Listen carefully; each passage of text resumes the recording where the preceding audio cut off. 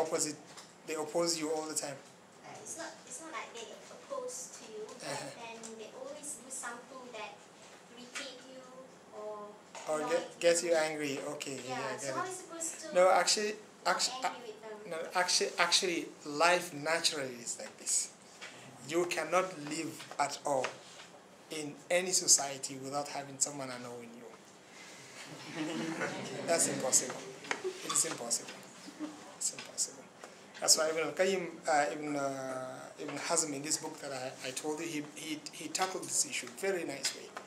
He said there is no way for you to live in a place without having someone who is harming you. It doesn't work. So that's why Allah SWT gave you the best way of dealing with this type of people who are harming others. He said, "Idfa billati hiya ahsan. فإذا الذي بينك وبينه عداوة كأنه ولي حميم." Whenever someone did something wrong, he said, when you defend yourself with something which is better than his. So he curse you, don't curse him. He's so bad to you, be so nice to him.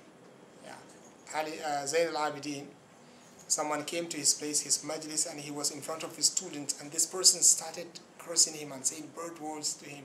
And this person was one of his relatives. And the guy ended up by saying, "Wallahi, if you say to me one bad word," he was telling Zayn al-Abidin, he said, "if you say one thing which is bad, I will say to you 10. So this is the time Zayn al-Abidin, he talked. He said, "Wallahi, me, if you say to me 10 bad words, I will never say to you one evil word." That's the best example of a believer. And the Prophet ﷺ, he is the best in this regard. They plotted against him. They were trying to kill him. They chased him out of his place. They killed some of his companions. They followed the Prophet ﷺ to Medina, and they killed many of his companions also. And they kept on doing this, but at last, what happened? He got them. Did he take revenge? No.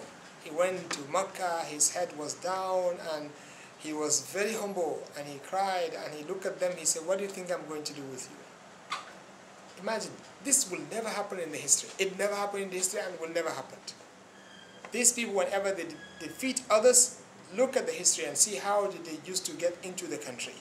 Very arrogant, and no one can survive. Whoever is involved is going to be in trouble. But the Prophet ﷺ, he wasn't like this. He looked at them, he said, "Idhabu fa'antum at-tulaqa." All of you are free of charge. I mean, these are the people that were looking for him. Few minutes ago, if they can have him, they will kill him. And still the Prophet ﷺ, he can tell them, "You just go, you're free." So that's why, this is my advice. If you want to succeed in this life, don't you ever take revenge. Don't you ever take revenge. Wallahi, you will never be humiliated in life. And there is someone who is going to take revenge on your behalf, who is Allah subhanahu wa ta'ala. No one is going to oppress you in this life and go free. It will never happen. Just relax. From your side, make sure that you are not plotting against someone. And relax. The rest is up to Allah subhanahu wa ta'ala. In your eyes, Allah subhanahu wa ta'ala will please you in those people. But the problem is, in most of the cases, we're impatient. We react, and then Allah subhanahu wa ta'ala will remove his hand, and let's see, what are we going to do? Nothing. We will lose the respect. But Allah subhanahu wa ta'ala said, فَإِذَا الَّذِي بَيْنَكَ وَبَيْنَهُ عَدَاوَةٌ كَأَنَّهُ وَلِيٌّ حَمِيمٌ. The one that used to be your enemy, he's going to be your best friend. Someone who is part of your relatives. Whenever he sees you, he's going to feel shy. He will never forget. Allah, I'm telling you, it's very itchy. It's very difficult. Someone slapping you for no reason, and to just look at him and say, "Okay, no problem." It is very difficult. You cannot do it. In most of the cases, you will slap him with two hands. You go beyond the boundaries. But if you can be patient, wallahi, if this even took place in the presence of others, no one is going to respect him anymore. That's enough. And you're going to become a big person who has respect and prestige in the eyes of others. Whenever this person sees you, he will never forget. But when you take revenge, that means you destroy your right. When he sees you, it's just normal. He will try to take action again. That's it. So that's why Allah SWT gave you this advice. He said, "Idfa billati hiya ahsan." He said, "Wala tastawil hasanatu wala sayyi'ah." There is no way for good to be equal to evil. It will never happen at all. So when someone says to you bad, say to him good, and then Allah's matter will be in your side. The person came, he cursed Abu Bakr, he cursed him, and the Prophet was smiling. When Abu Bakr took some part of the word and replied to the person, the Prophet ﷺ, he left the place and he was angry, and Abu Bakr was upset. How come? Prophet, this person was cursing me and you are smiling. And now I just reply with one of the things, not all of them, and you get angry? He said, yes. Because when he was cursing you and he did not reply, there was an angel next to you replying on your behalf. Which one is more stronger?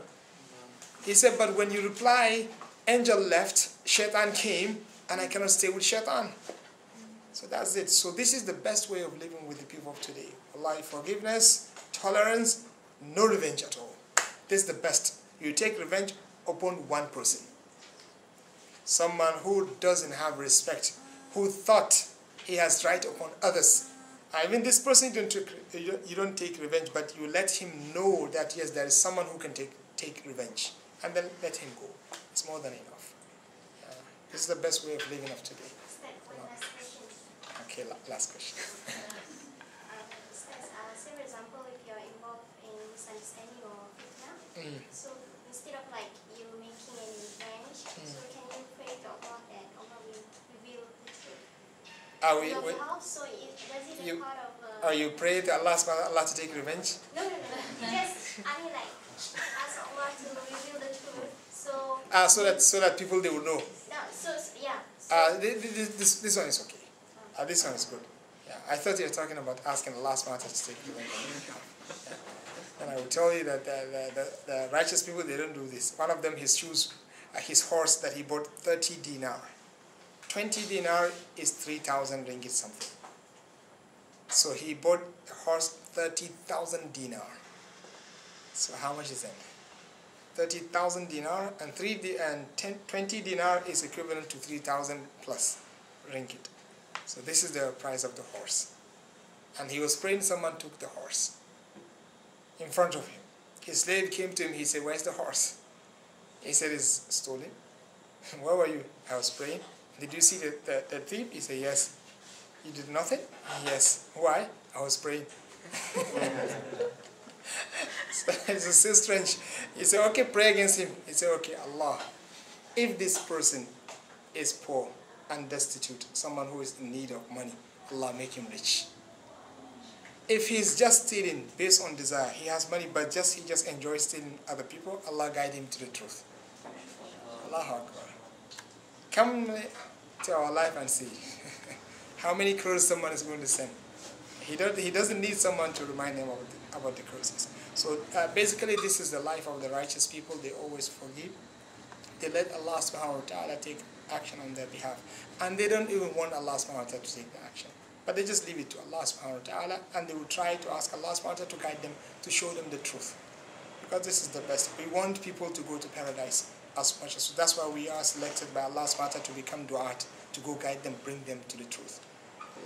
Allah subhanahu wa ta'ala make us the best in this regard.